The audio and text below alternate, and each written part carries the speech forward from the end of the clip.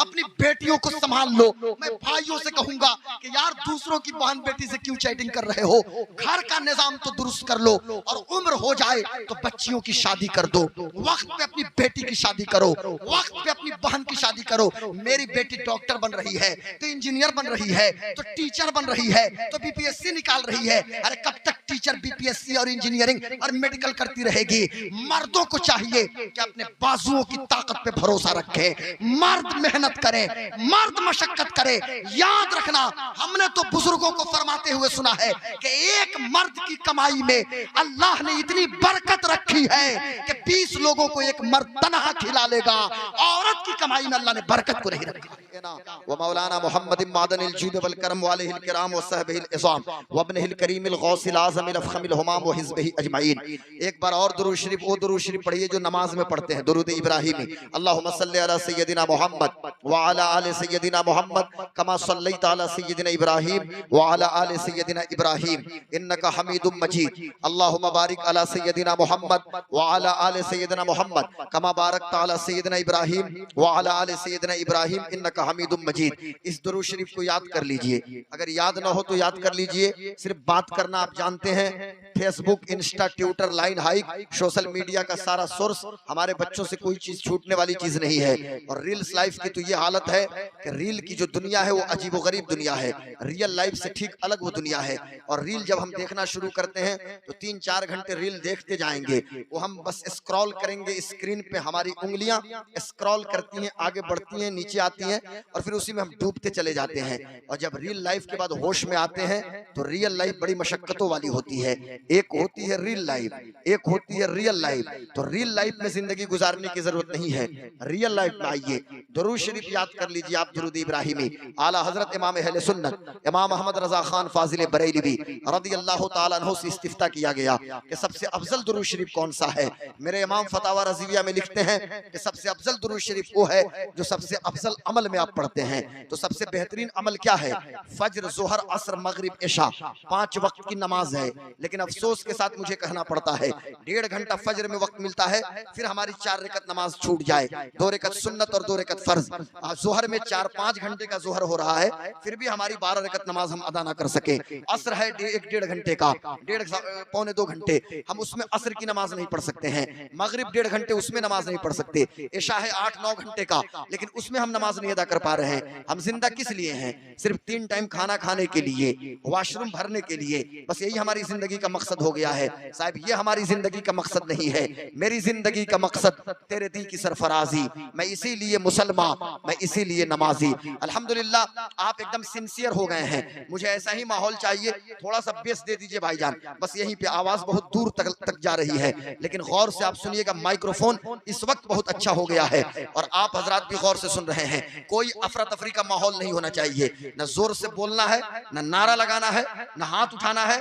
इत्मीनान से बस बैठिए। ये हाथ उठा के हम एवरेस्ट फतह नहीं कर पाएंगे साहब, और जरूरत भी नहीं है हमें गॉडविन ऑस्टिन K2 पे चढ़ाई करने के लिए। मैं नौजवानों को मुबारकबाद पेश करता हूँ। नौजवान बड़े अच्छे लोग हैं जो यहाँ मौजूद हैं। आप इंटेलेक्चुअल हैं, आप दानिश्वर हैं, आप गुलाम गौस कादरी की मोहब्बत में नहीं आए हैं, आप रसूल पाक सल्लल्लाहु अलैहि वसल्लम की मोहब्बत में आए हैं। ये हुजूर की मोहब्बत है। भाई हमारी पहचान क्या है? हमारी और आपकी कोई पहचान नहीं है। ये 2024 है ना, 1924 में हम नहीं थे, और शायद कि आप में से भी कोई 1924 में नहीं होगा। किसी का डेट ऑफ बर्थ 1924 है क्या? कोई डेट ऑफ बर्थ बताए कि डीओबी जिसका डेट ऑफ बर्थ 1924 हो, जो 1924 के सितंबर की 12 तारीख को पैदा हो और यहाँ मौजूद हो। अगर होगा भी तो बेड पे होगा। नेचुरल सिस्टम इजाजत नहीं दे सकता है कि साहब वो आए और आके सामने खड़ा हो जाए। अगर 100 साल की उम्र में कोई फिट हो तो ये बहुत बड़ी बात है, ये अल्लाह का फजल है।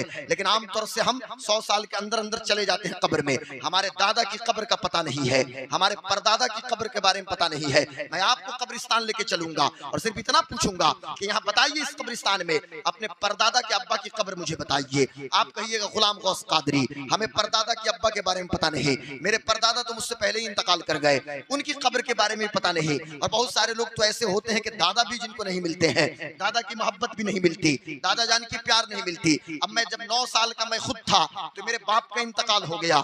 मेरे बच्चे हमसे पूछते हैं, आज मेरा बेटा है 3 साल 4 साल का, वो मुझसे पूछता है बाबा दादा कहाँ है, तो मेरी आंखों में आंसू आ जाते हैं और अपने बेटे की उंगली पकड़ के मैं अपने बाप की कब्र पे जाता हूँ और मैं बताता हूँ कि अब्बू जान 1999 में, यानी बरसों पहले, आज से बरसों पहले उनका इंतकाल हो गया। कब्रों का अता पता नहीं है, लेकिन एक चीज मैं आपसे पूछना ये चाहता हूँ, मेरी कौम के लोगों मुझे बताओ तो सही, 2024 है, 2124 में यहाँ जो लोग मौजूद हैं हम में से शायद ही कोई रहे, अल्लाह जिसे चाहे वो रहे, लेकिन आमतौर से 2124 में यानी आने वाले 100 साल बाद हम में से यहाँ कोई नहीं रहेगा, यहाँ भी कोई दूसरा बैठेगा, यहाँ भी आपके पोते बैठेंगे, पर जिक्र तो मुस्तफा का होता रहेगा। 1924 में हम नहीं थे, बातें तो हुजूर की हो रही थी ना, बुलबुलें उड़ जाएंगी, सूना चमन रह जाएगा, पर रसूलुल्लाह का दीने हसन रह जाएगा। हम हुजूर, हम हमारी कोई पहचान नहीं है साहब, हमारी तो सिर्फ एक पहचान है कि हम मुस्तफा के गुलाम हैं, हम हुजूर के गुलाम हैं, हुजूर के गुलाम हैं, बस यही हमारी और आपकी पहचान है। मेरी बेटियां, मेरी बहनें आई हैं तो जरा गौर से सुनेंगी, और मुकम्मल पर्दे की पोजीशन में कोशिश ये होनी चाहिए कि उनको पर्दा, मुकम्मल पर्दा बैठना चाहिए। और जलसा वालों से भी मैं, हाफिज रोशन साहब से भी कहूंगा, आइंदा साल से पर्दे का माकूल इंतजाम हो, हमारी आवाज पहुंच जाए, ये अलग बात है, ये जरूरी नहीं कि उनकी नजर हम पे पड़े।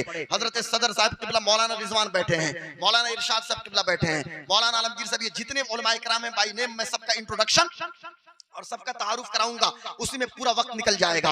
और मैं नहीं चाहता, ये सब के सब अपने वक्त के जय्यद इमाम है साहब, अगर मस्जिद का कोई इमाम भी है ना, वो भी बहुत बड़ा मनसब है इमामत का। तूने पूछी है इमामत की हकीकत मुझसे, हक तुझे मेरी तरह साहिब असरार करे, है वही तेरे जमाने का इमाम बरहक जो तुझे हाजिर मौजूद से बेजार करे। मौत के आईने में तुझको दिखाकर रुखे दोस्त जिंदगी और भी तेरे लिए दुश्वार करे, और दे के एहसास ज़या तेरा लहू गरमा दे, फक्र की शान चढ़ाकर तुझे तलवार करे। फितने मिल्लत बैजा है इमामत उसकी जो मुसलमान को सलाती का परिस्तार करे। एक मदरसे का मुदर्रिस है जो टूटी हुई चटाई पर बैठकर या मदरसे में बैठ के जो आपके बच्चों को पढ़ा रहा है, उसका भी मनसब बहुत बड़ा है। ये नहीं कि Ghulam Ghaus Qadri name and fame के मालिक हैं। और मैं अपने उलमा से कहूंगा कि कभी भी एहसास कमतरी का शिकार आपको नहीं होना है। आप इमाम हैं, आप हिंदुस्तान के सबसे बड़े आदमी हैं कि एक मस्जिद में इमामत के फराइज को अंजाम दे रहे हैं। जो जर्रा जहां है वहीं आफताब है। ये सब के सब अच्छे खतीब भी हैं, अच्छे शायर भी हैं, अच्छे नकीब भी हैं, अच्छे मुदर्रिस भी हैं, अच्छे मुहर्रिर भी हैं। इनका मनसब बहुत बड़ा है। मैं इनकी दुआओं को अपनी दस्तार की जीनत बनाता हूँ। मैं तो आगे बढ़ के ये कहूँ कि इन सारे उलमाए किराम के कदमों के जर्रात मेरी पुष्टपनाही कर रहे हैं। इनका मनसब बहुत बड़ा है। अब तवज्जो के साथ सुनिएगा, कुछ बात आप तक मैं पहुंचाने की कोशिश करूंगा। जलसे का उन्वान आपने सीरतुन नबी दिया है। ये रबीउन नूर शरीफ का महीना चल रहा है, रबीउल अव्वल शरीफ का महीना है। रोशन बाबू है कि नहीं है साहब? अच्छा माशाअल्लाह सारे लोग हैं।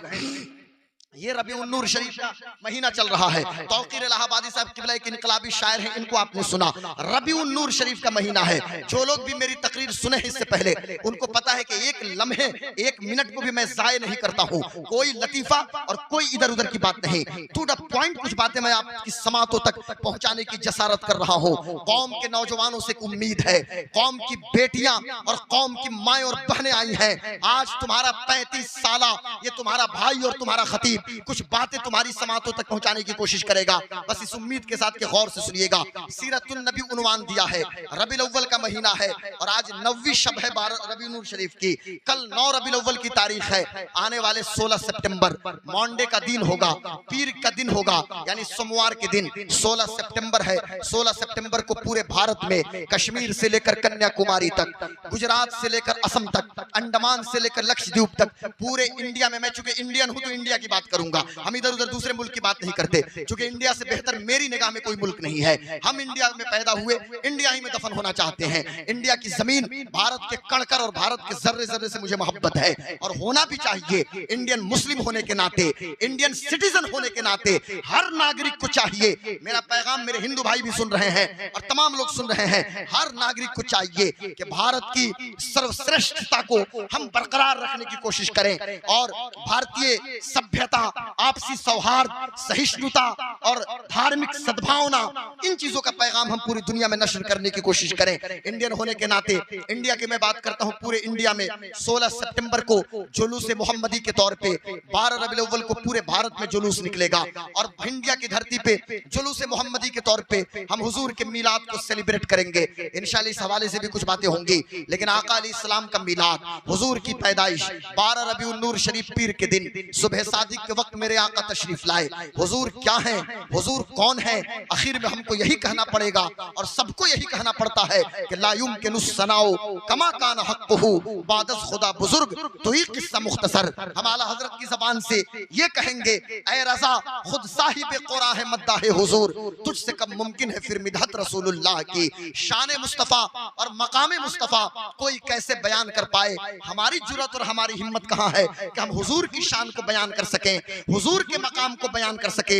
हजरत हस्सान हुजूर की तारीफ करें तो आका इरशाद फरमाते हैं, हस्सान जब तक तुम मेरी तारीफ में लगे रहते हो, अल्लाह तबारक व तआला जिब्रील के जरिए तेरी मदद करता है, रूहुल कुद्स के जरिए तेरी मदद होती है। नात शरीफ जब हम पढ़ते हैं, हमारे शोरा पढ़ते हैं, या हुजूर की बातें होती हैं, ये हुजूर के जिक्र की मजलिस है और इतनी अजीम ये मजलिस है कि हजरत अल्लामा शाह वलीउल्लाह मुहद्दिस देहलवी रहमतुल्लाह अलैह अपनी किताब फुयूजुल हरमैन के अंदर लिखते हैं कि मैं मक्का शरीफ के अंदर मौजूद था, हुजूर का मिलाद हो रहा था, हुजूर के मौलद पे यानी जहां मेरे आका पैदा हुए हैं, आज वहां पे एक इमारत है जहां पे लाइब्रेरी कायम कर दिया है सऊदी गवर्नमेंट ने, लेकिन हजरत शाह वलीउल्लाह मुहद्दिस देहलवी कहते हैं उस इमारत में मिलाद की महफिल हो रही थी। मेरी आंख लगी तो मैंने देखा अर्शे अनवार तजल्लियात की बारिश हो रही है। जब मेरी आंख खुली तो मैं समझ गया कि अल्लाह के रसूल ने इरशाद फरमाया है कि जहां मेरा जिक्र होता है वहां फरिश्ते उतरते हैं और फरिश्ते आते हैं और जिक्र को समेटते हैं और जिक्र करने वाले को अल्लाह की बारगाह में पेश करते हैं, जिक्र करने वाले के नाम को पेश करते हैं। तो इतना बड़ा मनसब आपका है साहब। अब हुजूर के जिक्र का पहला दर्जा क्या है? कभी भी कोशिश कीजिए कि जलसे में आइए या मिलाद में आइए तो सुनाने वाला भी बावजू हो और सुनने वाले भी बावजू हो। तो सुनाने वाला तो अल्हम्दुलिल्लाह कोशिश करता है कि अक्सर बावजू रहे, सुनने वालों की भी कोशिश है कि वो भी बावजू रहे। ये इस महफिल का सबसे पहला अदब है, ये पहला जीना है कि हम बावजू बैठने की कोशिश करें और उसके बाद सुने और सुन के अमली जिंदगी में इन चीजों को उतारने की कोशिश करें। अल्लाह तबारक व तआला ने अपने आखिरी नबी को भेजा तो कुरान मुकद्दस के अंदर इरशाद हुआ, कुल या अय्युहन नास इन्नी रसूलुल्लाहि इलैकुम जमीआ, ऐ मोहम्मद आप फरमा दीजिए कि मैं तुम सब की तरफ रसूल बनाकर भेजा गया हूँ। आने वाला सिर्फ मक्का, मदीना, जिद्दा, कसीम, यम्बू, हाइल, बदर, तब्बूक, दम्माम, हफर अल बातिन या हफूफ या हसा या सिर्फ अरब के इलाकों के लिए या बहरैन या कतर या अबू ज़हबी के लिए ये रसूल बनकर नहीं आए हैं, बल्कि दुनियाए इंसानियत की तरफ इनको रसूल बना के भेजा गया है। आप नबियों की तारीख उठा के देखिए, आप अंबिया की सीरत पढ़िए तो आपको पता चलेगा कोई नबी आते हैं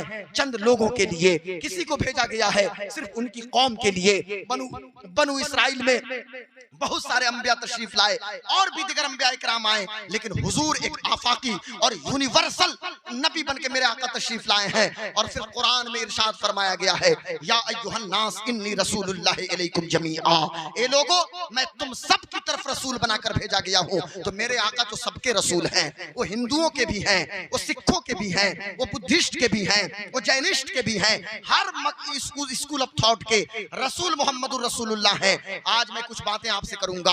हुजूर जब सारी कायनात के रसूल, तो हुजूर की जिंदगी भी तो सारी कायनात के लिए आइडियल हुई। और इस्लाम सिर्फ ये भगवानपुर हाट या बड़का गांव या मशरक सुंधानी और ये अतराफो जवानिब, ये सिर्फ इन इलाकों का ये मजहब नहीं है, ये दीन नहीं है, बल्कि इस दीन की मानवियत मक्का, मदीना, जिद्दा, कसीम, यम्बू, हाइल सिर्फ इन्हीं इलाकों में नहीं है, अमेरिका के वाशिंगटन डीसी में भी ला इलाहा इल्लल्लाह मुहम्मदुर रसूलुल्लाह है, न्यूयॉर्क के लॉस एंजल्स में भी ला इलाहा इल्लल्लाह मुहम्मदुर रसूलुल्लाह है। पूरी दुनिया में चले जाइए, एक यूनिवर्सल ट्रूथ अगर कुछ है तो ला इलाहा इल्लल्लाह मुहम्मदुर रसूलुल्लाह सल्लल्लाहु अलैहि वसल्लम। यानी मेरे बेटा बैठो, प्लीज बैठो, ये दौड़ मदरसे का ग्राउंड नहीं है, इधर से उधर दौड़ रहे हो तुम, इत्मीनान से बैठो और जरा सुनो। अर्ज ये करना है, हुजूर की जिंदगी एक यूनिवर्सल जिंदगी है। अब मुसलमान होने के नाते मैं मुसलमानों से खास तौर से कहूंगा, पूरी दुनिया के लिए अल्लाह तबारक व तआला ने रसूल पाक की जिंदगी को नमूना बनाया है, आइडियल बनाया है, रोल मॉडल बनाया है। लेकिन मुसलमान होने के नाते हमारी और आपकी जिम्मेदारी है कि सीरत मुस्तफा पे चले, सीरत तैयबा पे चले। आज ये सीरतुन नबी का जलसा हमने क्यों मुनक्किद किया? भगवानपुर हाट के अंसारी मोहल्ला में इस जलसा को क्यों मुनाकिद किया गया है?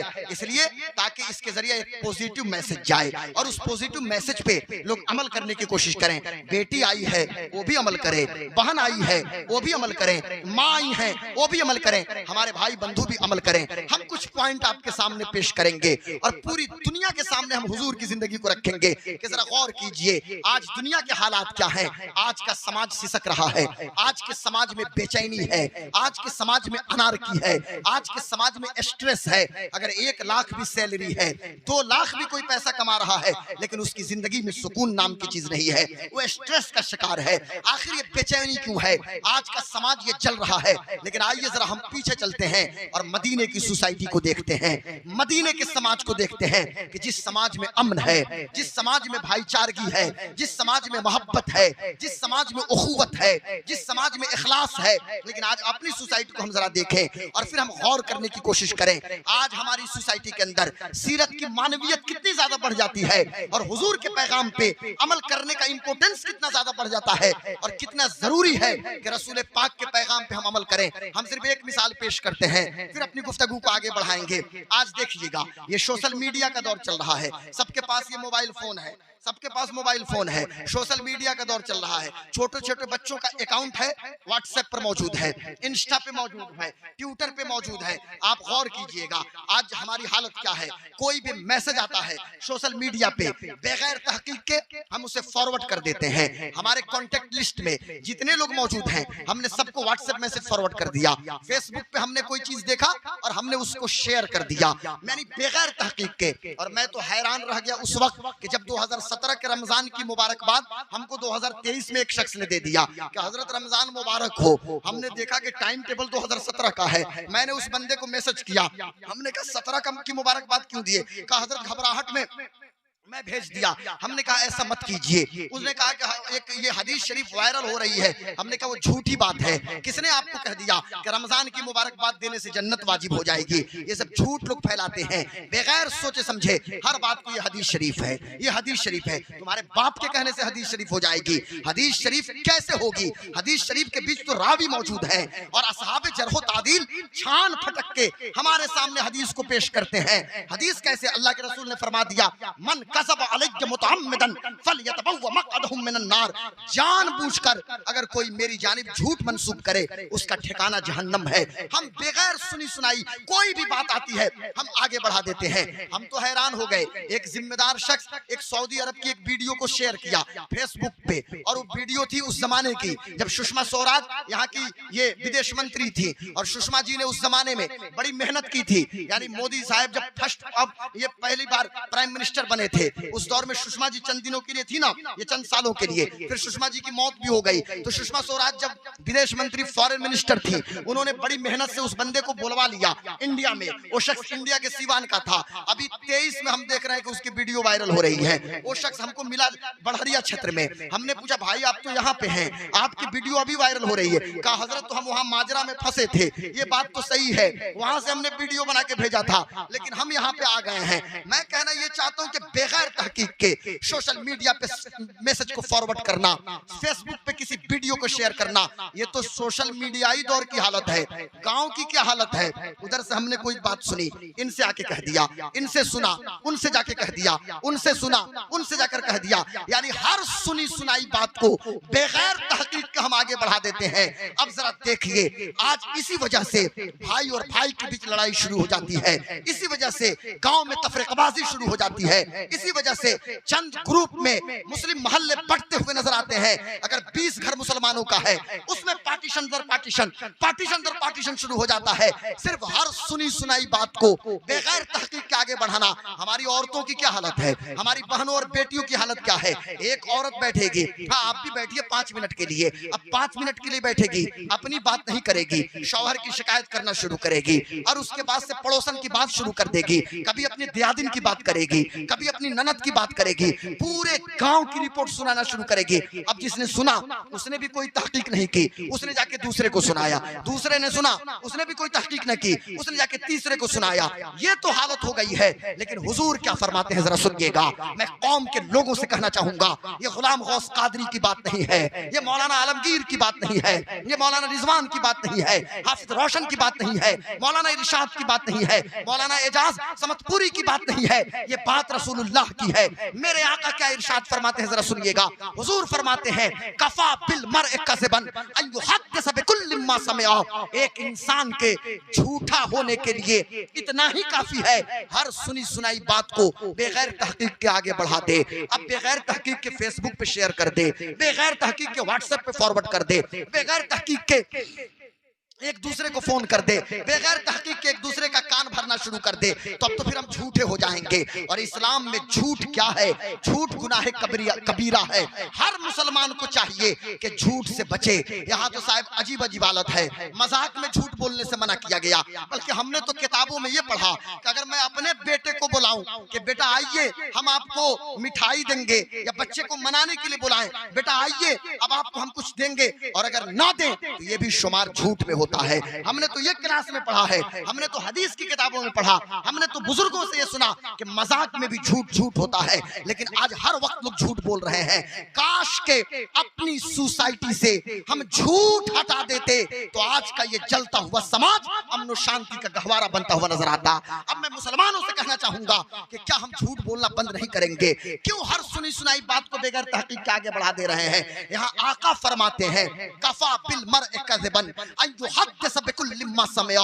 हर सुनी सुनाई बात को आगे बढ़ाना बगैर तहकीक के इसका भी शुमार झूठ में होता है। अब सीरतुन नबी के जलसे में आने वालों, हुजूर की सीरत का चैप्टर सुनने वालों, आओ जरा गौर करो। चलो रसूल पाक की सीरत के जलवे देखो तो तुम्हें समझ में आएगा कि किस नबी के मानने वाले तुम हो, किस नबी के चाहने वाले तुम हो। मेरे हुजूर मेरे आका हैं, उस सोसाइटी से उस समाज से झूठ को खत्म किया है कि जहां लोगों की घुट्टी में झूठ पिला दी गई थी। ये तो पहली बात मैंने आपके सामने कर ली। आइए जरा दूसरी बात सुनिए। आज हमारी सोसाइटी में, आज हमारे मुआशरे की एक बहुत बड़ी, मेरी बातें थोड़ी सी चुभती हैं लेकिन माफ कीजिएगा, छोटा माइक बहुत अच्छा बज रहा है, प्लीज ऑपरेटर साहब आप बैठ जाइए। माइक बहुत अच्छा आपका है, जवाब नहीं है साउंड सर्विस का। मुझे वो नाम नहीं दिख रहा है, श्रवण हिंदी पढ़ लेता हूँ, ऐसा नहीं कि हिंदी नहीं आती है। श्रवण साउंड सर्विस जो है ये बहुत वही लिखा है ना, श्रवण साउंड सर्विस सुंधानी जी, मैं देख लिया, उधर नहीं दिख रहा था लेकिन यहाँ का दिखा है अभी।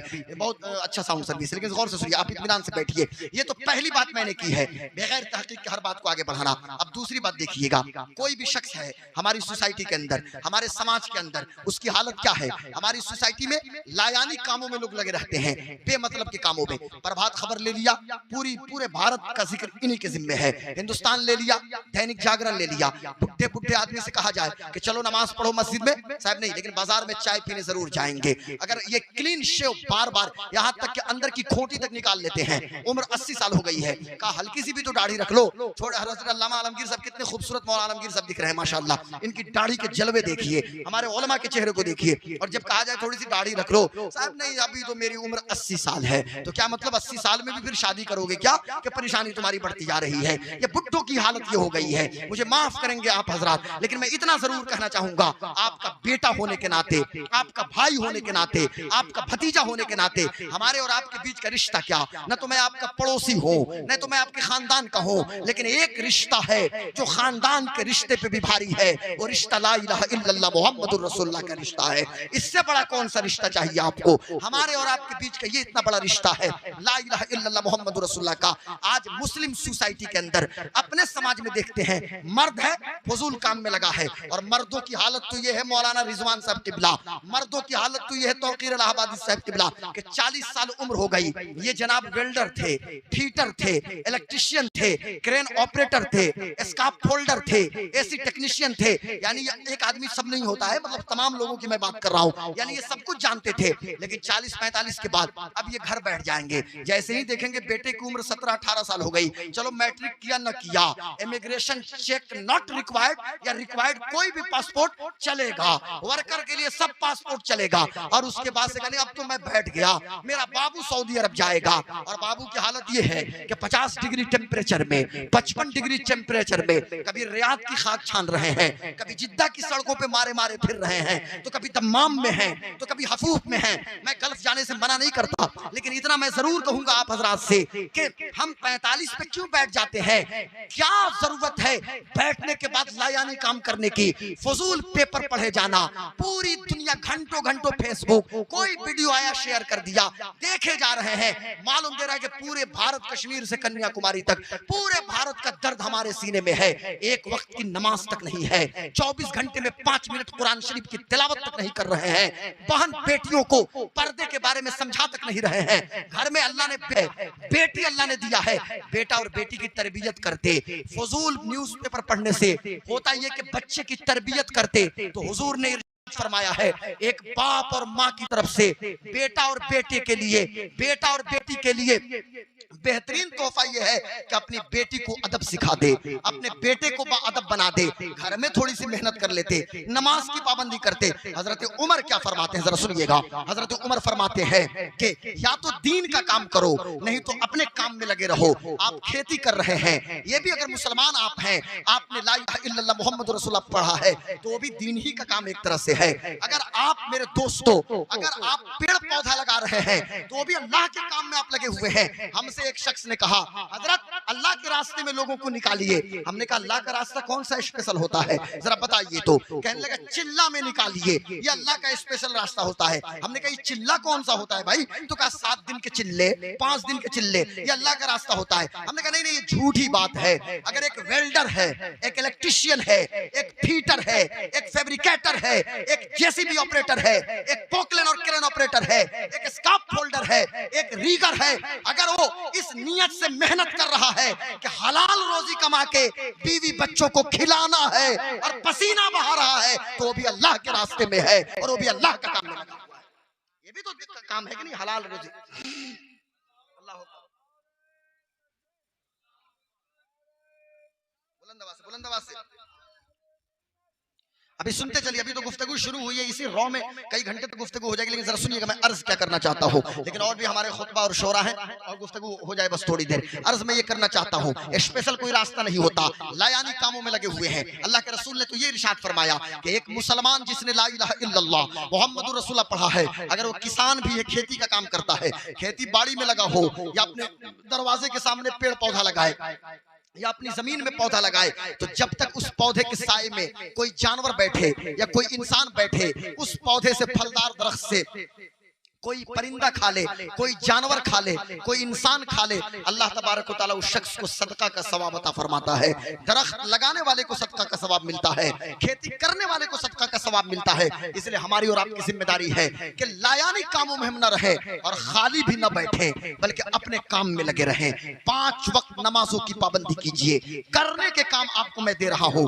5 वक्त नमाजों की पाबंदी 24 घंटे में। फजर की नमाज न छूटे, जोहर न छूटे, असर न छूटे, मगरिब न छूटे, इशा न छूटे। नमाजों के हैबिचुअल बन जाइए यार। 10-15 साल मदरसे में पढ़ने के बाद अगर हम नमाजों के पाबंद नहीं हुए तो क्या हुए? 10-20 साल तकरीर सुनने के बाद हम अगर नमाजों की पाबंदी नहीं करते तो क्या हुए? ये गुब्बारा जो अभी अभी फटा है और अपने वजूद को खत्म किया है, एक मुसलमान का वजूद भी तो इसी गुब्बारे की तरह होना चाहिए कि हर वक्त तो तैयार रहे, कब अल्लाह की तरफ से बुलावा आ जाए, कब इंतकाल हो जाए, कब नबी के नामूस पे मरने की बात आ जाए। लेकिन यहाँ क्या हालत ऐसा है, हमने तो अपने आप को समझ लिया है कि जितना खाना है खा लो भाई, सो दो फजर के वक्त। और हजरत आयशा सिद्दीका कहती हैं, अल्लाह के रसूल ने इरशाद फरमाया कि दुनिया और दुनिया में जितनी नेमतें हैं, उन नेमतों से बेहतर फजर की 2 रकात सुन्नत है। मैं औरतों से कहूंगा, घर में मुसल्ला बिछाओ, घर में मुसल्ला तुम बिछाओगी, तुम्हारी बेटी तुमको देख के नमाज पढ़ना शुरू कर देगी।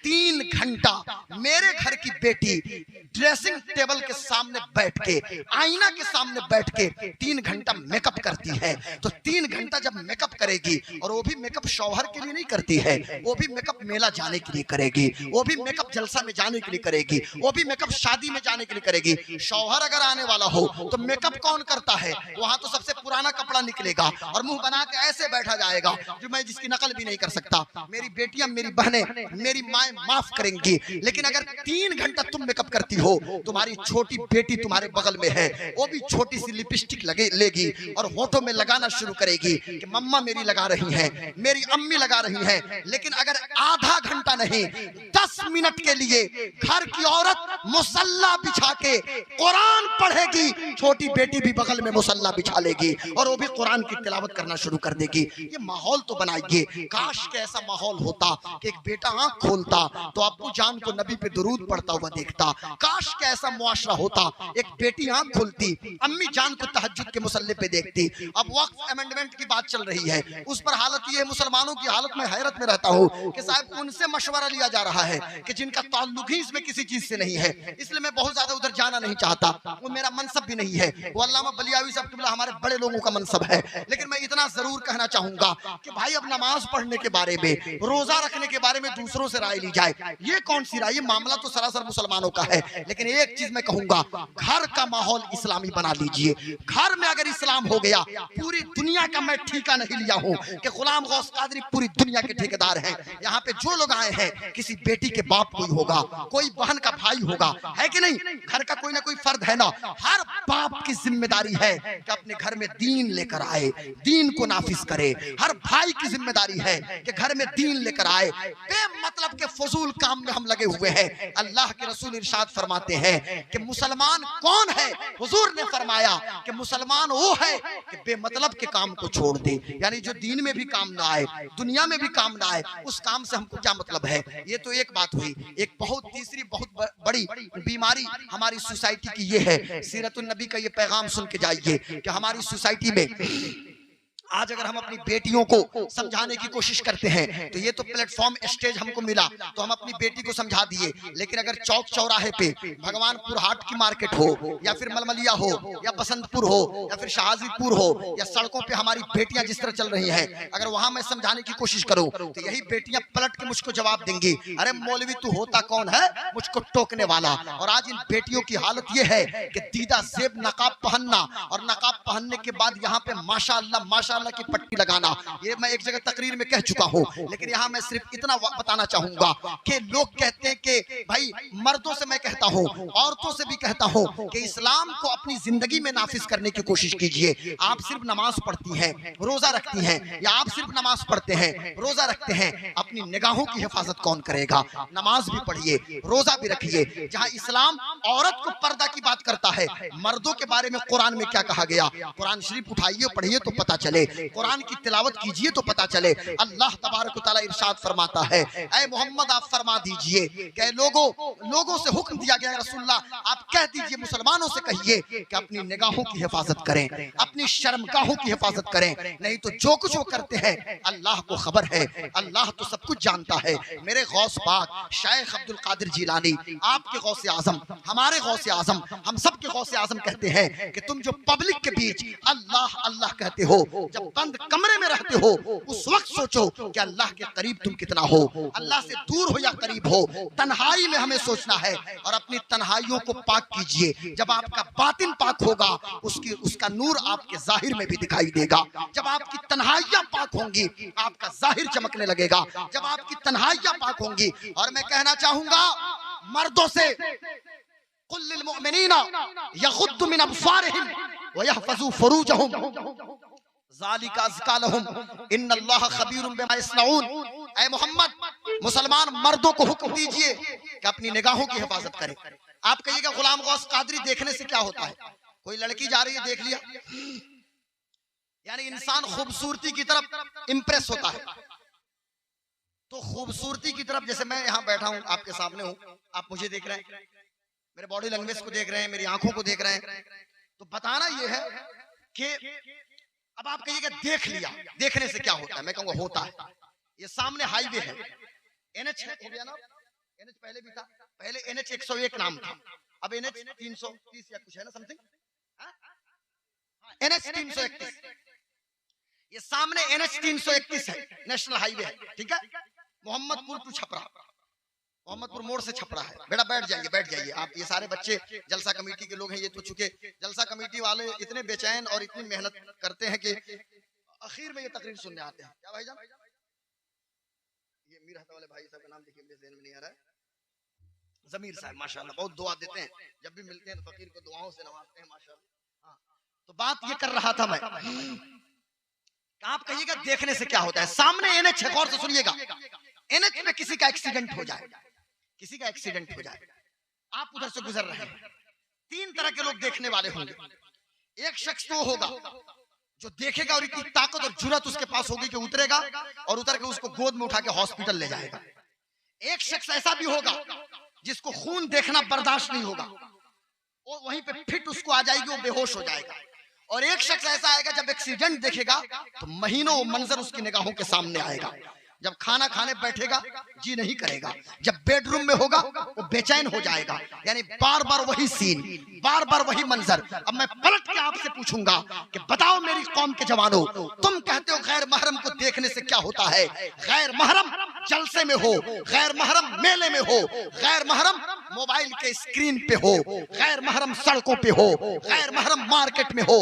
मर्द को चाहिए, जिस तरह औरत की जिम्मेदारी है कि औरत पर्दा करे और अपनी निगाह को झुकाए, वैसे ही मर्दों की भी जिम्मेदारी है कि गैर महरम औरतों से अपनी निगाहों को बचाएं।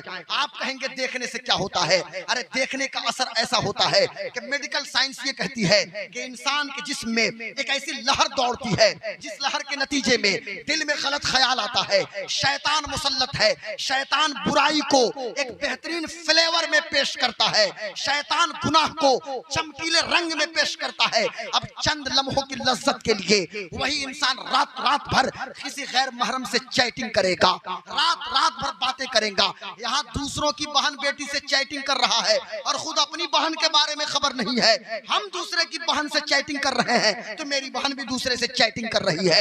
ये तो होता है, ये तो सर्कुलर सिस्टम है, सर्कुलेट होता रहेगा। मैं दूसरों की बहन से चैटिंग करूंगा, मेरी बहन भी घर से बाहर निकल के चैटिंग कर रही है, पूरी रात चैटिंग में गुजर गई और उसके बाद गुनाह करना शुरू किया। आपने कहा कि देखने से क्या होता है?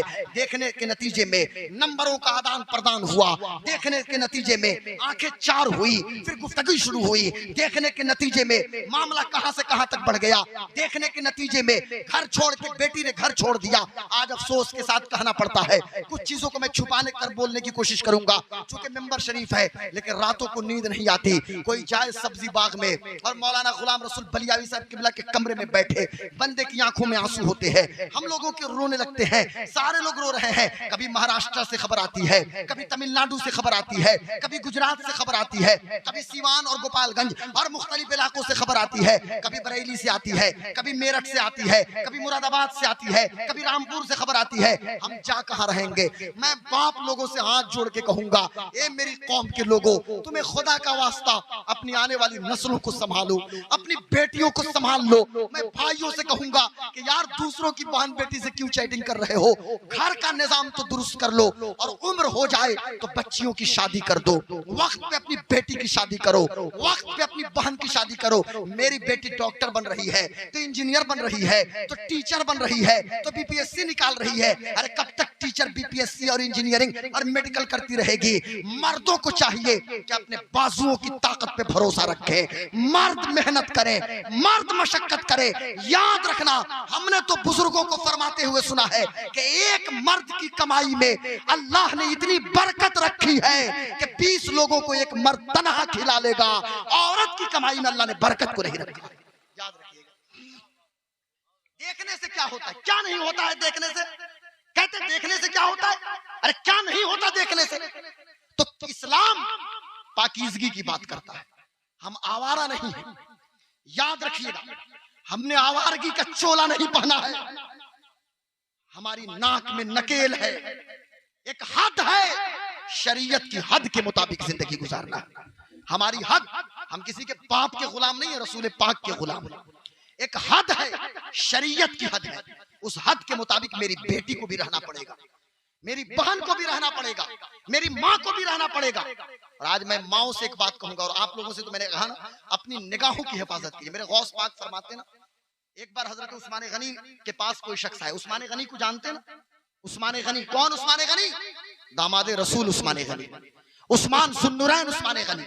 नूर की सरकार से पाया दुशाला नूर का, वो मुबारक तुमको सुन्नुरैन जोड़ा नूर का। हजरत उस्मान गनी, हजरत उस्मान गनी है।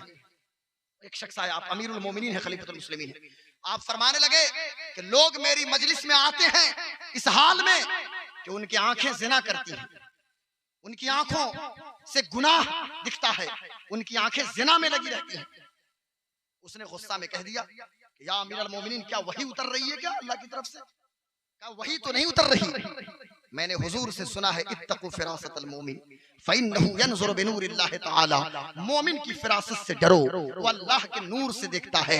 अल्लाह ने मुझे वो नूर दिया है, मैं देख रहा हूँ कि तुम अभी किसी गैर महरम को देख के आए हो। उसने कहा कि हाँ या अमीरुल मोमिनीन, मुझसे गलती हुई है, मैं चल रहा था, रास्ते में एक लड़की पे नजर पड़ गई, मैंने देख लिया। यार रास्ता आप भी चलते हो, रास्ता हम भी चलते हैं, एक नजर पड़ गई, चलने के दौरान अलग है, लेकिन घुर घुर के देखना, मोबाइल के स्क्रीन पे देखना, ये कैसा माहौल हमने बना दिया। इस्लाम इस दरवाजे को बंद करता है। इस्लाम पाकीज़गी चाहता है, ख्याल की पाकीज़गी, फिक्र की पाकीज़गी, नियत की पाकीज़गी, जिस्म की पाकीज़गी, सोच की पाकीज़गी, और इस पे पहरा बैठा दिया गया कि नहीं नहीं, तुम्हें किसी गैर महरम को नहीं देखना। हाँ हाँ, अगर देखना चाहते हो ना, बड़ा जुनून है देखने का, बड़ा शौक है देखने का ना, तो गैर महरम को क्यों देखते हो? शादी करो और अपनी बीवी जो तुम्हारी महरम है उस महरम को देखना शुरू करो। और अगर और भी देखना है ना, आओ अपने घर में, अल्लाह ने माँ दिया है और माँ जिंदा है। जितनी बार अपनी अम्मी के चेहरा को देखोगे, अल्लाह ताला मकबूल हज का सवाब अता फरमाएगा। तकबीर, नारे रिसालत, उलमाए अहले सुन्नत, मसलके आला हजरत, अजमते वालिदैन, मजहबे इस्लाम, सरकार की आमद, नारे तकबीर, नारे रिसालत। वाह, बहुत खूब। सुनिए, अर्ज क्या करना चाहता हूं मेरे दोस्तों, अपनी अम्मा के चेहरे को देखिए। लेकिन जब बात आ गई है माँ की तो सुनते चलिए। आज हमने एक बेटे से कहा था, जो बेटा, हाँ गौर से सुनना मेरी बेटियों, मेरी माँ बहनों, और मुझे माफ करना, एक बेटा है जो हाथ में नेपुल लिया है और चुसनी से दूध पी रहा है। हमने पूछा कि बेटा अम्मी कहाँ है, तो उसने पकड़ लिया मेरे हाथ को और रोना शुरू कर दिया। हमने पूछा बेटा बताओ तो, क्या आपकी अम्मी नहीं है? कहने हाँ हाँ अम्मी तो हैं। हमने कहा फिर क्यों इतना रो रहे हैं? कहा हजरत मुझे ऑफलाइन माँ चाहिए, मुझे ऑफलाइन माँ आप दे दीजिए। हमने कहा ये ऑफलाइन माँ कौन सी होती है? एक ऑनलाइन माँ होती है, एक ऑफलाइन माँ होती है। मुझे उसने कहने लगा हजरत पैर पकड़ रहा है, हजरत मुझे ऑफलाइन माँ दे दीजिए। हमने कहा ऑफलाइन माँ क्या? कहने लगा हजरत मुझे ऑफलाइन बाप भी चाहिए, ऑफलाइन माँ भी चाहिए। अब मैं हैरान हो गया थोड़ी देर के लिए कि ऑफलाइन माँ क्यों बेटा मांग रहा है, ऑफलाइन बाप क्यों मांग रहा है? कहने लगा ऑफलाइन माँ पहले चाहिए, बाद में ऑफलाइन बाप चाहिए। हमने पलट के पूछा और हमने फिर तहकीक करनी शुरू की, तो मैं इस नतीजे पे पहुंचा, आज हमारे घरों की हालत ये है, हमारी सोसाइटी की हालत ये है। माँ का मनसब कितना बुलंद है, माँ के कदम के नीचे जन्नत है। मुस्तफा फरमाते हैं अल जन्नतु तहत अक़दाम उम्महातिकुम, जन्नत तो माओं के कदमों के नीचे है। 9 महीना तक हम अपनी माँ के पेट में रहे और माँ की अजमत जानना है मेरे दोस्तों। तो खुदारा मैं एक बात कहूंगा कि तुम अपने छोटे छोटे बच्चों को देखना और फिर बच्चों के लिए अपनी बीवी को तड़पते हुए देखना, तो याद कर लेना कि मैं भी ऐसे ही छोटा था तो मेरी माँ तड़पा करती थी, मेरी माँ बेचैन होती थी। लेकिन आज हाथ जोड़ के कहना है आपसे, आज हम अपनी माँओं को रुसवा किया। आज मैं यहाँ भी आ रहा था तकरीर करने, तो एक बूढ़ी औरत को देखा कि वहाँ पे चादर बिछा के कोई चीज बेच रही है। एक बूढ़ी औरत को देखा पकौड़ी बेचते हुए। एक बूढ़ी अम्मा को देखा, जहाँ जिस घर में मैं अभी रुका हूँ बरामदे में, वहाँ चादर बिछा के सोई है। मैं हैरान हूँ, ये बूढ़ी बूढ़ी औरतें क्यों? क्या बेटे कमा नहीं रहे पैसा? लेकिन हालत ये है कि अल्लाह ने 7 बेटा दिया, 7 बेटे को गरीब माँ ने, गरीब बाप ने मिलजुल कर ये पोस दिया, उन्हें पाल दिया, जवान कर दिया। लेकिन 7 बेटों की शादी हुई। शादी के बाद बेटे आपस में बैठ के फैसला नहीं कर पा रहे हैं, अम्मी किसके यहाँ खाएंगी, अम्मा मेरे यहाँ खाएंगी, अम्मा उनके यहाँ खाएंगी, अम्मा तेरे यहाँ खाएंगी। अम्मा उनके, अरे लाहौल पढ़ो यार, अम्मा उनके उनके तिनके पिनके, अम्मा उनकी है। अरे तुम उस माँ के बेटे हो ना, तुम्हारी जिम्मेदारी होती मेरा 6 भाई खिलाए न खिलाए, माँ का दूध मैंने पिया है, इस माँ को मैं अपने साथ रखूंगा, मेरी माँ है। और बड़े खुशनसीब वो लोग होते हैं कि जिनकी माएं उनके साथ होती है। यार दिल लगती बात एक बताऊं, हमने तो उन लोगों को मुंह छुपा के रोते हुए देखा है कि जिनकी माएं इंतकाल कर गई हैं, जिनकी माएं नहीं है। हमने मौलाना रिजवान को रोते हुए देखा, इनकी मां नहीं। हमने मौलाना से कहा आपकी अम्मा नहीं है इसलिए रोते हैं। कहा माँ के जाने के बाद पता चलता है कि माँ की अहमियत क्या है। पब्लिक के बीच हम कुछ भी हो, लेकिन आज भी मेरी अम्मी का फोन आएगा, मैं पूरे भारत में घूम घूम के तकरीर करता हूँ, लेकिन दिन में फोन करेगी तो पहली बात यही पूछती है, ये नहीं पूछे तकरीर कैसी हुई,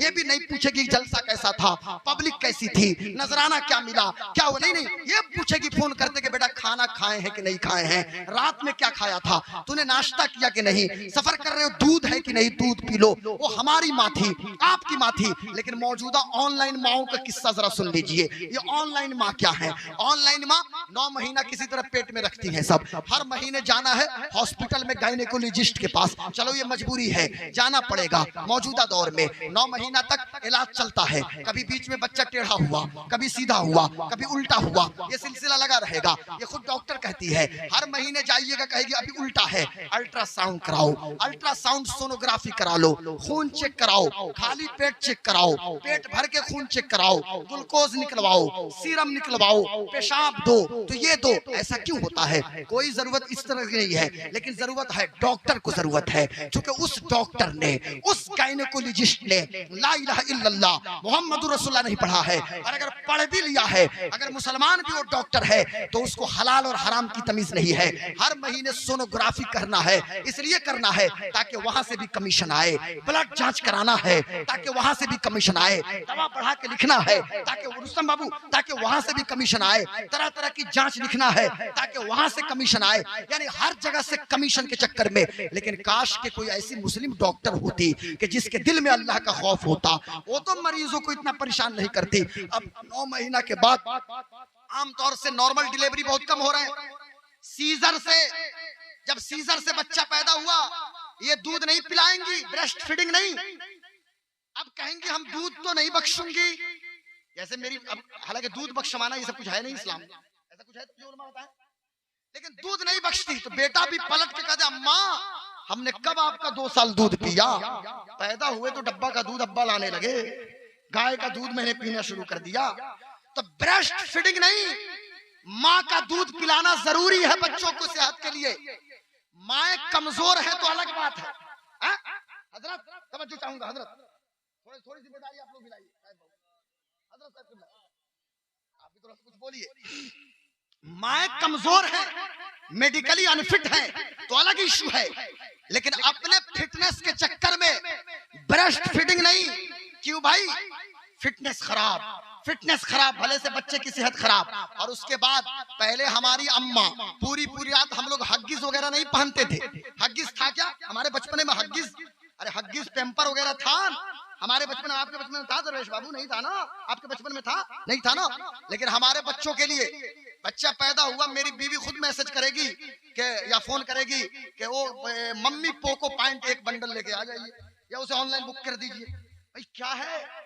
अब वो मिसाल हम दे सकते हो अपनी माँ के बारे में कि सर्दियों की लंबी रात होती थी और जाड़े के दिनों में मैं बिस्तर पे पेशाब करता था और 50 जगह कर देता था, तो माँ पेशाब पे सो के मुझे सीने पे सुला लिया करती थी। लेकिन आज की इस ऑनलाइन माओ ने बच्चों को हग्गिस और पेम्पर पहनाया और 10-10 घंटा उसी में लेटरिन और पेशाब करके पड़ा हुआ है। और माओ की एक और हालत है, ऐसे लेके मोबाइल चला रही हैं, बच्चे को बाथरूम में बैठा दिया, 5 मिनट हो गए, 10 मिनट उसको लेटरिन किए हुए और बार बार अम्मी अम्मी कह रहा है, और ये ईमो पे लगी है, ये व्हाट्सएप पे लगी हुई है। हालांकि वो नजासत की जगह है। औरतों को चाहिए कि तुम माँ हो, तुम्हारी जिम्मेदारी थी कि तुम जाती और बच्चों को फारिग करके वहां से बाहर निकालती। और ऑनलाइन माँ कौन सी माँ है? बच्चा दूध पी रहा है, ये ऑनलाइन है। बच्चा बाथरूम में है, ये ऑनलाइन है। बच्चा बगल में सोया है, ये ऑनलाइन है। अब वो छोटा बच्चा हमसे कहता है हजरत मुझे ऑफलाइन माँ चाहिए। हमने कहा कौन सा ऑफलाइन माँ? कहा वो माँ मुझे दीजिए कि जो माँ सोए तो मोबाइल लेकर मूवी ना देखे, बल्कि हमें हजरत खालिद का वाकया सुनाए, हमें साद बिन वक्कास के बारे में सुनाए। हमें वो माँ दीजिए जो माँ ये कहे कि मैं सो जाऊं या मुस्तफा कहते कहते खुले आंख सल्ले अला कहते कहते।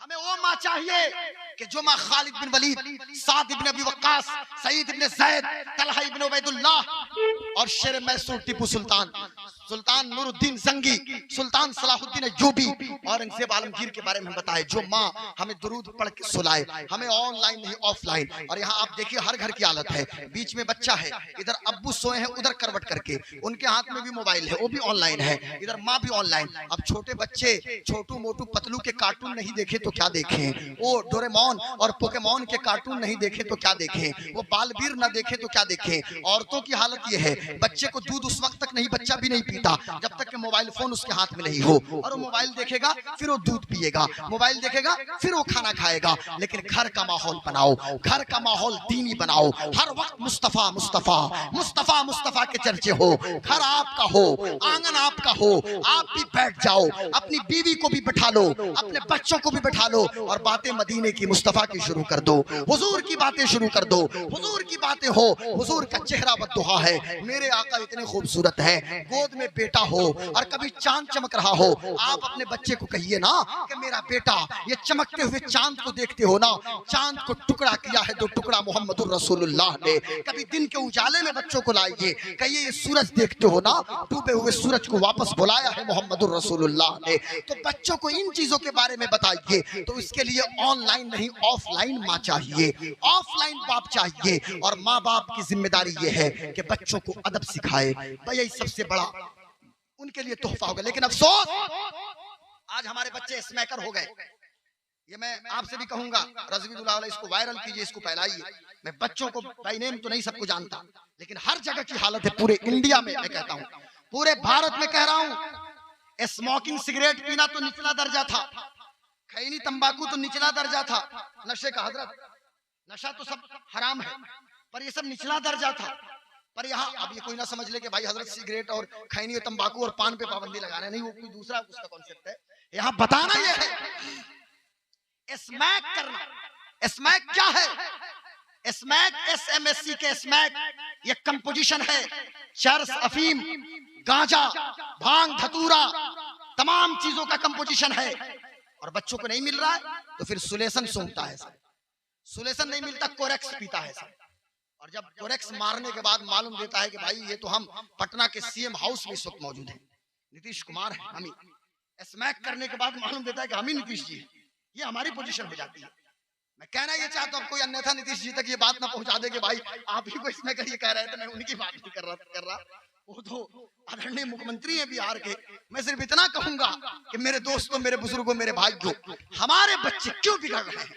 नशे की लत, सीरतुन नबी का पैगाम लेके जाइए। आप आने वाले 12 रबीउल अव्वल को आप कोशिश कीजिए, कुछ मेरी गुजारिशात है जो मैंने रायपुर में भी छत्तीसगढ़ में कहा किया, और भी मैंने कल भी किया एक जलसे में, आज भी कर रहा हूँ, कल भी करूंगा इंशाल्लाह। और 12वीं की रात तक कलकत्ता में जो मेरी तकरीर है वहां तक मैं करूंगा, उसके बाद मैं स्टॉप करूंगा उस चीज को। गुजारिशात ये है कि इस 12 रबीउल अव्वल में कोशिश कीजिए कि अब शुरू कर दीजिए कि एक वक्त की हमारी नमाज न छूटे। ये सबसे बेहतरीन तोहफा है। मैं एक मिसाल देके समझाऊंगा, लेकिन मिसाल से इसका कोई ताल्लुक नहीं है। घर में छोटे छोटे बच्चे हैं ना, हर घर में है ना, छोटे बच्चे तो होंगे ना। बच्चों का बर्थडे होता है कि नहीं होता है? लोग करते हैं। बर्थडे मनाना जायज है कि नाजायज है, ये हमारे मुफ्ती साहब किबला बताएंगे लोग। मुझे उधर कलाम नहीं करना, मेरा मनसब भी वो नहीं है। मैं सिर्फ मिसाल देके समझाता हूँ कि घर में छोटी बच्ची की तारीख पैदाइश हो, उसको क्या तोहफा दीजिएगा? वो तोहफा दीजिएगा जो उस बच्ची को पसंद हो। डेयरी मिल्क, किट कैट, मंच या कोई ड्रेस बेहतर। और अगर अपनी सास का बर्थडे हो तो, क्योंकि अम्मी का बर्थडे तो कोई मनाएंगे नहीं, सास का बर्थडे लोग मनाते हैं। एक आदमी मिले थे हमसे, हजरत आलमगीर भाई मिले थे, हाँ मिले थे। और तौकीर भाई सुनिए, हमसे तो पूछ दिया किसी ने कि हजरत माँ के कदम के नीचे जन्नत है तो सास के कदम के नीचे क्या है? उसने पूछा था कि माँ के कदम के नीचे जन्नत है, भाई ये सवाल है, तो सास के कदम के नीचे क्या है? तो मैंने भी पलट के जवाब दिया, मैं भी सिवानी ही का हूं, मैंने भी पलट के जवाब दिया कि हाँ, सास के कदम के नीचे फ्रीज है, कूलर है, एसी है, रेफ्रिजरेटर है, त्रिवेणी की अलमीरा है, पूरा जेवर है जो अपनी बेटी को देती है, यानी तुम्हारी बीवी, तुम्हारे आपकी बीवी को वो पूरा जेवर। यार बेटी भी दे दिया, जिगर के टुकड़े को भी दे दिया, और फिर पूरा जहेज के नाम पे आज घर में लड़कियां हमारी उम्रदराज हो रही हैं। गरीब की बेटी के हाथ पीले तक नहीं हो रहे हैं। सीरतुन नबी के जलसे में आने वालों नौजवानों, यह हद करो कि शादी करना है तो बगैर जहेज के शादी करना है। यार अपने बाजुओं पे भरोसा करो ना। सास के कदम के नीचे क्या है? एक टाइम 300 बाराती लेकर जाते हैं आप दोपहर में, आपके हजरत 300 ही तो बाराती हैं, लंच का इंतजाम करना है, और जब खाना चलता है तो हड्डी वाली बोटी चाहिए, सिट्ठी चाहिए, कोई कहेगा चर्बीदार चाहिए, कोई अजब अजब बोटी। यार घर में खरीद के खा लो मटन, तुम कहते हो 300 लोगों को खिलाना है। अरे 300 लोगों को खिलाने के लिए हमने तो देखा है कि 2-2 कट्ठा जमीन बेटी के बाप ने बेच दिया है। बेटियों के बाप ने उस फ्रीज, कूलर, वॉशिंग मशीन और एसी के लिए अपने घर तक को भी गिरवी रख दिया है। हमने तो माओं को रात में सोते हुए नहीं देखा, मेरी बेटी अब जवान हो रही है। हमने बाप को रोते हुए देखा, अपने आंसू को पोंछ लेता है, और गांव में किसी अमीर की बेटी की शादी है। यार मैं तुमको जहेज देने से रोकता नहीं, जहेज में तुमको दो देना है, अपनी बेटी को छुपा के दो। जहेज की इतनी नुमाइश करेंगे। बगल में एक गरीब की बेटी है, रिक्शा उसका बाप चलाता है, पूरी रात आंसू बहाया है। सुबह में जब वो बाप आया है, देखा कि बेटी रो रही है, पूछा मेरी बिटिया आंखों में आंसू क्यों है? बेटी ने कहना शुरू किया, बाबा मैं जानती हूँ कि आपसे मेरी शादी के जहेज का इंतजाम नहीं हो सकेगा। बाप कहता है मेरी बेटी 24 घंटा तेरे लिए रिक्शा चला लूंगा, तेरे जहेज का इंतजाम कर लूंगा। लेकिन एक वक्त ऐसा आता है, बेटी की शादी का दिन मुतय्यन हो गया है, लेकिन बाप ने जहेज का इंतजाम नहीं कर सका। बेटी भी सुसाइड कर ले रही है, बाप भी सुसाइड कर ले रहा है। ए मेरी कौम के लोगों, मैं तुमसे पूछना चाहता हूँ, आखिर किसने मजबूर किया था आयशा नाम की बेटी को अहमदाबाद के साबरमती रिवर फ्रंट से छलांग लगा के अपनी जान देने पे? बेटी मनीषा हो, वो भी मेरी बेटी है। कभी तिलक के नाम पे कोई मनीषा मारी जा रही है, तिलक के नाम पे कोई प्रियंका मारी जा रही है, तो जहेज के नाम पे कोई आयशा मारी जा रही है, जहेज के नाम पे कोई रेहाना मारी जा रही है, जहेज के नाम पे कोई फातिमा मारी जा रही है। इसलिए खुदा का वास्ता, अगर बेटियों को कुछ देना भी है तो छुपा के दे दो। और मैं मर्दों से कहूंगा, यार ऐसा भी तो कोई मर्द निकलता जो सीना तान के कहता कि चंद लोगों को लेकर आऊंगा, मस्जिद में निकाह होगा, चौहाने पे निकाह हो जाए, निकाह को आसान बना देना। लेकिन हमने निकाह को तो मुश्किल बना दिया ना। निकाह को आसान बनाओ ताकि जिना मुश्किल हो जाए, लेकिन हमने जिना के दरवाजे हमने खोल लिए। किसको ये, कौन कयामत के दिन कौन जवाब देगा? सोसाइटी के गणमान्य व्यक्ति जो मध्यस्थ लोग हैं, मैं उनसे पूछना चाहता हूँ, जवाब दीजिएगा कयामत के दिन। घर में बूढ़ी हो रही हैं हमारी बेटियां, 35-40 साल उम्र हो गई है, 40-40 साल की हमारी बेटी मौजूद है, हाथ पीले नहीं हो पा रहे हैं जहेज की डिमांड की वजह से। इसलिए खुदा इन चीजों पे कंट्रोल कीजिए। बात मेरी क्या चल रही थी, किधर से किधर बात आ गई। दुरूद शरीफ पढ़िए ताकि उस तक मैं पहुंचूं। अल्लाहुम्मा सल्ली अला सय्यदिना व शफीना मौलाना मोहम्मद। बस आखिरी बात फिर तौकीर साहब आपके सामने पढ़ेंगे। हजरत अल्लामा मुअज्जम साहब किबला का भी बयान होगा। हमारे बड़े अच्छे दोस्त हैं मौलाना मुअज्जम कादरी साहब किबला, वो भी तशरीफ लाए, उनकी भी तकरीर होगी। हजरत तौकीर इलाहाबादी कुछ ये इनकलाबी कलाम पेश करेंगे जो तहरीक बेदारी में पढ़ते हैं। लेकिन बस अब आखिरी बात मेरी आप सुन लीजिए। मैं क्या अर्ज कर रहा था, क्या बात चल रही, पर्दे की बात चल रही थी ना। सीरतुन नबी में आने वाली कौम की बेटियों, माओ और बहनों, मैं ऐसा माहौल घर का बनाइए ना। काश के ऐसा माहौल होता, घर में सब बैठ जाते, सबके हाथों में तस्बीह होती और सब नबी पे दुरूद पढ़ते, सब मुस्तफा की बातें करते, सब हुजूर की बातें करते। अब बेटा पलट के पूछता, मम्मा अम्मी ये कौन है हुजूर? छोटा बच्चा है, पूछेगा ही ना। बेटी पूछेगी, हमसे पूछेगी ना, बाबा आप वजू क्यों बनाते हैं, बार बार हाथ धुलते हैं, बार बार चेहरा धुलते हैं, आप ये पगड़ी बांध के क्या बोलते हैं बाबा, या फिर मस्जिद क्यों जाते हैं बाबा। ये छोटी बच्चियां पूछेंगी, बेटे पूछेंगे। उन बच्चों को बताइए हुजूर के बारे में, हुजूर की मोहब्बत उनकी घुट्टी में पिला दीजिए। और मैं कहना चाहूंगा अपने बच्चों पे वो रंग चढ़ा दो, हुजूर की मोहब्बत का रंग चढ़ा दो, फिर कोई दूसरा रंग न चढ़ पाए, फिर कोई दूसरा रंग न चढ़ पाए। और खुदारा याद रखिएगा, आप बात को नशे की चल रही थी ना, स्मैक की, मस्जिद पे 100 फीट के मीनारा बनाना आसान है, ये आसान है। चंदा होगा बन नहीं जाएगा, कौन सा मुश्किल है, चंदा हुआ जलसा हुआ ना, कोई मुश्किल नहीं है, कोई काम मुश्किल नहीं है। हर मोहल्ले में मस्जिदें बन रही हैं, 100 फीट के मीनारे बन रहे हैं। लेकिन अगर हमारी नस्लें आवारा हो गई ना, तो फिर कोई पेशानी नहीं होगी सजदा करने वाली। याद रखिएगा, अपनी बेटियों को संभालिए, नहीं तो आंगन में मकराना के मार्बल तो लग जाएंगे, मकराना के मार्बल मंगा के आंगन में लगा लीजिएगा, पर बेटी मेरी अगर आवारा हो गई ना, तो फिर आंगन से कुरान की तिलावत की सदा नहीं आएगी।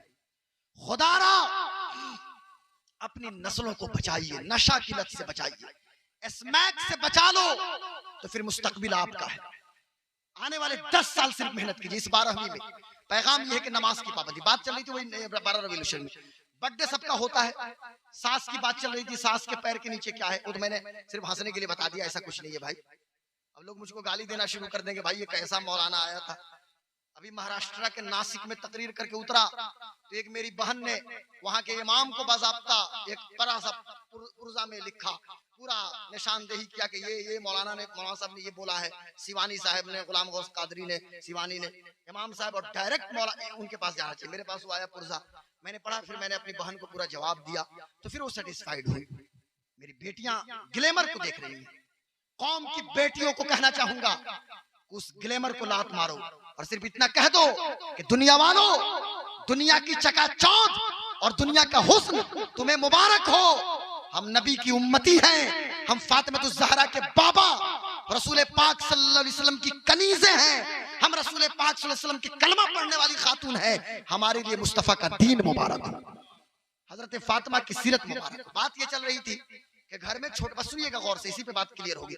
छोटे बच्चे का बर्थडे है तो आप तोहफा दे रहे हैं, और अगर चचा का बर्थडे है तो उनको किटकैट दीजिएगा। इनका अगर बर्थडे हम मनाएं तो इनको डेयरी मिल्क दी। चचा कै साल के हुए आप, कै साल के हुए, जल्दी बोलिए, जल्दी, टाइम बहुत कम है। हाँ नहीं वो उतना कैसे, और ज्यादा होंगे, और आप भी तो औरतों की तरह एज कम करके बता रहे हैं। बढ़िया, अल्लाहुम्मा सल्ली सैयदना शफीना मौलाना मोहम्मद। ये तो आप थोड़ा सा मुस्कुरा लिया, बेदार हो गए ना, बेदार हो गए ना, ये जरूरी था थोड़ा सा। यानी 60-70 साल के किसी चचा का बर्थडे मनाओ, ये तो पूरा घटा दिए हमारे चचा जान, पूरा घटा दिए। मैं नहीं बयान करूंगा कितना बताए, लेकिन वो पूरा घटा दिए हैं। आलमगीर भाई सुन लिए हैं, लेकिन पूरा घटा दिए। शायद ये तो हमारी फूफू भी नहीं घटाई। अगर अपनी फूफू से पूछो, फूफी जान कितने साल की हुई, तो फूफी अपना रियल उम्र मुझको बताएंगी। लेकिन औरतों का मामला तो अजब होता है। तो बताना यह है कि अगर किसी बूढ़े का बर्थडे है तो आप उसे डेयरी मिल्क और किटकैट नहीं दीजिएगा, बल्कि आप उस बूढ़े आदमी को क्या दीजिएगा, उन्हें छाता दीजिएगा, उन्हें टर्च दीजिएगा, उन्हें लाठी दीजिएगा, यानी जो उनकी जरूरत में इस्तेमाल आ जाए। ये कोई मिसाल नहीं, बिला तमसीलो बिला मिसाल। चे निस्बत खाक रबा आलम पाक, खाक के जर्रों को आलम पाक से क्या निस्बत है। अब हम हुजूर की बारगाह में चलेंगे। पूरी दुनिया को पता है कि मेरे आका 12 रबीउल अव्वल को पैदा हुए, तो पता ये चला कि 12 तारीख हुजूर का बर्थडे है, हुजूर का यौम है, हुजूर की तारीख पैदाइश है। अब अपने आका को क्या तोहफा देंगे, तो क्यों ना हुजूर को वो तोहफा दें जो मेरे हुजूर को पसंद हो। तो मेरे हुजूर को क्या पसंद है, आका फरमाते हैं जुइलत कुर्रतु ऐनी बिस्सला, नमाज मेरी आंखों की ठंडक है, तो क्यों ना हुजूर को हम नमाज का तोहफा अता फरमाएं। इसलिए मैं कह रहा हूं, नमाज हमारे यहाँ जुम्मा पूछिएगा क्या पढ़े, तो कल जुमा है, तो खुतबा के टाइम में अल्लामा दिलकश साहब, अलीमी साहब, खुतबा के टाइम में लोग जाएंगे और जाके नियत मानेंगे सुन्नत पढ़ने की, ऐसे ठीक खतीब के सामने, और जैसे ही इमाम साहब सलाम फेरेंगे मस्जिद से भागेंगे। इल्ला माशाल्लाह, मैं सबकी बात नहीं करता, जुमा पढ़िए, फजर भी पढ़िए, जोहर भी पढ़िए, असर भी पढ़िए, मगरिब भी पढ़िए, इशा भी पढ़िए, घर का ऐसा माहौल है। ये पहला काम है। और दूसरा काम ये है, अब ये नहीं कि 12 रबीउल अव्वल ही तक नमाज पढ़ना है, पूरी जिंदगी पढ़ना है, मतलब आदत तो डालिए। दूसरा काम यह है कि 24 घंटा आपके पास भी है, 24 घंटा मेरे पास भी है, ये मोबाइल आपके पास भी है। मुझसे कीमती मोबाइल आपके पास है, ये मोबाइल मेरे पास भी है, मेरी बेटी के पास भी है, मेरी बहन के पास भी है, लेकिन मैं कहना चाहूंगा कि इस मोबाइल में हम घंटों घंटों वक्त देते हैं। पबजी, फ्री फायर, रील और न जाने क्या कुछ में घंटों घंटों। और पबजी वालों को मत पूछो, ये 10 बंदे बैठेंगे मुस्लिम मोहल्ले चौक चौराहों पे, हमने तो गैर मुस्लिमों के मोहल्ले में देखा शाम होते होते किताब खोल के लोग बैठ जाते हैं। फिर IAS और IPS होते हैं, DSP SDO होते हैं, और जब जलसा करके हम लोग लौटते हैं 3-4 बजे सुबह में, पूरी रात जगने के बाद, तो सड़कों पे फौज में बहाली के लिए दौड़ने वाले बच्चे वही होते हैं। और हमारा बेटा सोता 4 बजे है, पूरी रात चौक चौराहे पे पबजी खेलकर, तो सुबह उठता है 10 बजे और 11 बजे। तो फिर 10 और 11 बजे उठेगा तो फिर क्या करेगा वो। लेकिन मैं कहना चाहूंगा कि थोड़ी देर के लिए मोबाइल को अलग कीजिए। 24 घंटा आपके पास भी है, 24 घंटा मेरे पास भी है। उस 24 घंटे में सिर्फ 15 मिनट निकालो और 15 मिनट हुजूर पे दुरूद पढ़ना शुरू करो, हुजूर पे सलाम भेजो। इस रबीउल अव्वल में हो सके तो 24 घंटे में हर औरत, हर मर्द रोजाना 15 मिनट जरूर दुरूद शरीफ पढ़े, जरूर शरीफ पढ़े, हुजूर पे सलाम भेजे। ये दूसरा। तीसरा काम ये है कि 12 को जब जुलूस निकलेगा तो सिर्फ इमाम साहब और चंद बच्चों को लेकर नहीं निकले, मदरसे के मुदर्रिस चंद बच्चों को लेकर नहीं निकले, सारा काम बंद कर दीजिए। बूढ़े भी जुलूस में हो, जवान भी जुलूस में हो, बच्चे भी जुलूस में हो, औरतें ना हो, बच्चियां ना हो, ताकि पता पड़े कि जुलूस जो जा रहा है रसूल पाक के मिलाद का जुलूस जा रहा है। कोशिश कीजिए कि आप उसमें हल्के साउंड को रखिए, नॉर्मल साउंड में नबी की नात सुनते चलिए, नबी की नात पढ़ते चलिए, और जुलूस के दौरान बावजू रहिए। 12 रबीउल अव्वल को तहज्जुद पढ़िए, सुबह को फजर की नमाज पढ़िए मस्जिद में, उसके बाद गुस्ल करके अच्छा कपड़ा पहन के, खुशबू लगा के और लबों पे दुरूद सजा के, निगाहों को झुका के जुलूस लेके चलिए। और जब हमारा जुलूस चले, पीछे से कोई गाड़ी आए, हमको रास्ता देना होगा। हम एम्बुलेंस को भी देंगे, आम गाड़ियों को भी देंगे, हम किसी को परेशान नहीं करते, हम रास्ता ब्लॉक नहीं करते। अब ये नहीं कि जुलूस में गुटखा खा लीजिए, पान खा के पूरा मुंह फुला लीजिए और सड़क पे पच पच थूकते जाइए, तो सड़कों को आप खुद आलूदा कर लीजिए। होना तो ये चाहिए था कि जुलूस में मुंह साफ रहे, दुरूद शरीफ पढ़ते हुए जुलूस निकालिए इत्मीनान से, और नमाज न छूटने पाए जुलूस के दौरान, ये सुकून के साथ। और डीजे साउंड को खत्म कीजिए, डीजे मत बांधिए। इस डीजे से बीमारों को दिक्कत होती है, इस डीजे से मरीजों को परेशानी होती है, इस डीजे से दूसरे लोग परेशान होते हैं, इस डीजे से जानवरों को भी परेशानी होती है। और इंसान कैसा है कि डीजे बांध ले। अभी हुजूर के मिलाद के जुलूस में हम डीजे लेकर चलें तो फिर दूसरे और हम में क्या फर्क रह जाएगा। इसलिए हल्का साउंड में नात बजा दीजिए और लबों पे दुरूद शरीफ सजा लीजिए और इस तरह जुलूस लेके चलिए। ये चंद गुजारिशात थे। आखिरी गुजारिश ये है कि अगर अल्लाह तौफीक दे, आप पैसे वाले हैं, दौलतमंद हैं, तो कोशिश कीजिए किसी मदरसे में चले जाइए। हमने देखा है मदरसे के बच्चों को, उन मदरसे के बच्चों की मदद कर दीजिए। उनके अगर 20 बच्चे हैं, सबके लिए जोड़ा का इंतजाम कर दीजिए। अपनी मस्जिद के इमाम से मिलिए अकेले में और इमाम से कुछ मुसाफा कर लीजिए 12वीं शरीफ के सदके में। नहीं तो हमने तो एक सेठ जी को देखा, उसकी तनख्वाह थी 2 लाख। इमाम को दावत दिया, सुनिएगा बहुत दिलचस्प बात है, बस खत्म करता हूँ। दावत दिया और दावत दे, मेरा वक्त जो है बस खत्म हो रहा है, वक्त तो कुछ भी नहीं, अनलिमिटेड मेरे पास वक्त है, लेकिन पर मुझे भी अपने भाइयों का ख्याल करना है। दावत दिया, कहा कि हजरत तनख्वाह आपकी कितनी है? सेठ जी पूछे तो कहने लगे इमाम साहब मेरी तनख्वाह तो 10,000 है। शायद कि 10,000 हो भी ना हो, है या नहीं है? नहीं है, हम तो हजरत की बात नहीं कर रहे हैं, मतलब एक कॉमन बात करें। तो कहा 10,000 तनख्वाह है तो हजरत सारा काम हो जाता है। तो हजरत बहुत खामोश थे, गमगीन थे। उसने सेठ जी ने फिर पलट के कहा हजरत बड़ा बाबरकत आपका 10,000 है, सब कुछ हो जाता है। मौलाना जलाल में आए, पलट के कहा कि बताओ सेठ महीने का कितना कमाते हो? कहने लगे 2 लाख। तो कहा सुनो, अपने बेबरकत वाला 2 लाख हर महीने का मुझे दो और बरकत वाला मेरा 10,000 तुम ले लो। बेबरकत तो 2 लाख मुझे दे दो और बरकत वाला 10,000 ले लो। ये फालतू की बातें लोग करते हैं साहब, बरकत हो रही है, बरकत यार 10,000 10,000 है ना। इमाम कनात करता है, ये कह सकते हैं, कनात करते हैं हमारे मस्जिद के इमाम। ये बहुत बड़े लोग हैं जी, मुल्क का नहीं बल्कि पूरे दीन का निजाम संभाला है मस्जिद के इमाम। इस बात को मानते कि नहीं मानते? मस्जिद के इमामों ने, हो सके तो खामोशी से इमाम साहब से मुसाफा कर लीजिए, ये भी तो हो सकता है। ये तरीका और एक बता देता हूँ, इस 12वीं में आप जुलूस निकालिए, मिलाद कीजिए, सब कुछ कीजिए, थोड़ा सा हेल्थ किट तैयार कीजिए, छोटा छोटा पैकेट, एक सेब हो, 2-3 केले हो और कुछ फ्रूट्स हो। यहाँ बगल में PHC है, प्राइमरी हेल्थ सेंटर, कहीं पे है प्राइमरी हेल्थ सेंटर, मुझे बताइए आप। भगवानपुर हाट प्राइमरी हेल्थ सेंटर चले जाइए। 12 रबीउल अव्वल को जब जुलूस जाए, कुछ जिम्मेदार 2-3 लोग, जैसे ये हमारे भाई लोग और भी लोग हैं, ये चले जाए PHC में, हिंदू हो, किसी भी धर्म का मानने वाला हो, उसकी जाति कुछ हो, उसकी बिरादरी कुछ हो, यार इंसान तो है ना, इंसान होने के नाते पैगंबर इंसानियत का मीलाद है, पैगंबर इंसानियत की यौम पैदाइश है, आज सबको हेल्थ किट दीजिए। एक औरत पूछेगी ये क्या है, आप कहिएगा हुजूर के मीलाद का तोहफा है, मीलाद का तोहफा है, मीलाद का तोहफा है।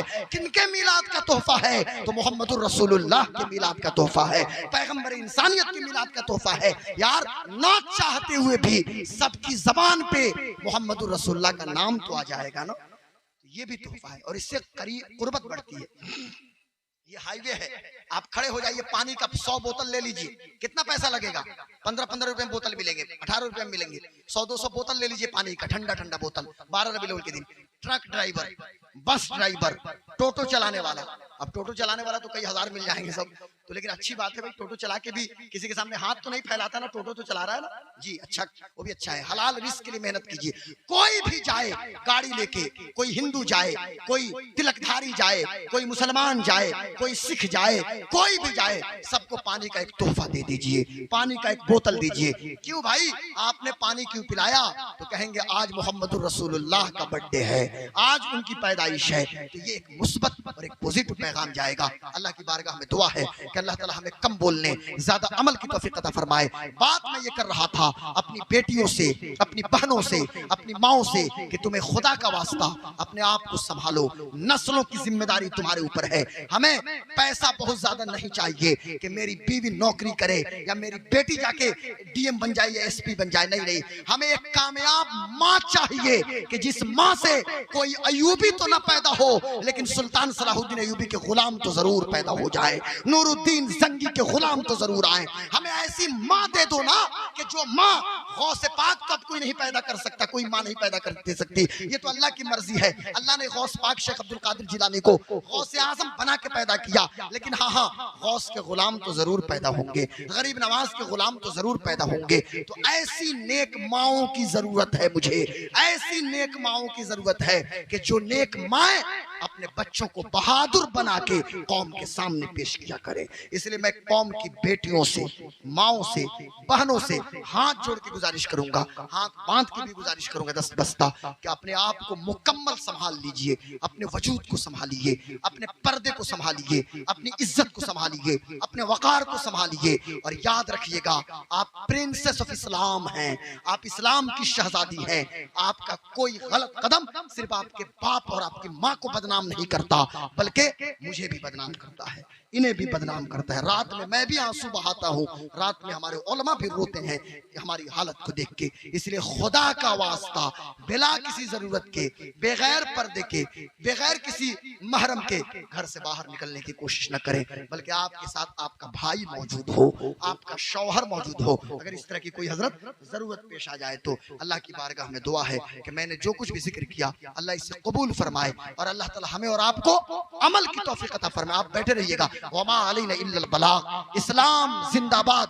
मसलके आला हजरत। जिंदगी ये नहीं है। ये 1.5 घंटे की मेरी तकरीर हुई, टोटल 1.5 घंटा, 90 मिनट की मैंने तकरीर करी है। रोज कर रहा हूं 1 सितंबर से, आज 12-13 सितंबर हो गए और 30 सितंबर तक इंशाल्लाह करूंगा। जिंदगी रही तो 30 सितंबर, उसके बाद भी करूंगा अक्टूबर में भी, लेकिन कुछ आराम करके करूंगा। पर इधर कंटिन्यू मुझे 1.5-2 घंटे रोजाना बोलना है। लेकिन ये आपकी मोहब्बत और रसूल पाक सल्लल्लाहु अलैहि वसल्लम का फैजान कि बस हमने जो बयान किया अल्लाह कबूल करे। जिंदगी ये नहीं है किसी के लिए, जिंदगी है नबी की, नबी के लिए। ना समझ मरते हैं जिंदगी के लिए। जीना मरना है सब कुछ, जीना मरना है सब कुछ। तो मैं मरने की बात नहीं करता, मस्जिद जाने की बात करता। हाँ, जीना मरना है सब कुछ नबी के लिए। मसलके आला हजरत पे कायम रहो। जिंदगी दी गई है इसी के लिए। मसलके आला हजरत सलामत रहे, एक पहचान दीने नबी के लिए। अख्तरे कादरी खुल्द में जा बसे, खुल्द वाहे हर एक कादरी के लिए। अस्सलामु अलैकुम व रहमतुल्लाहि तआला व बरकातहू।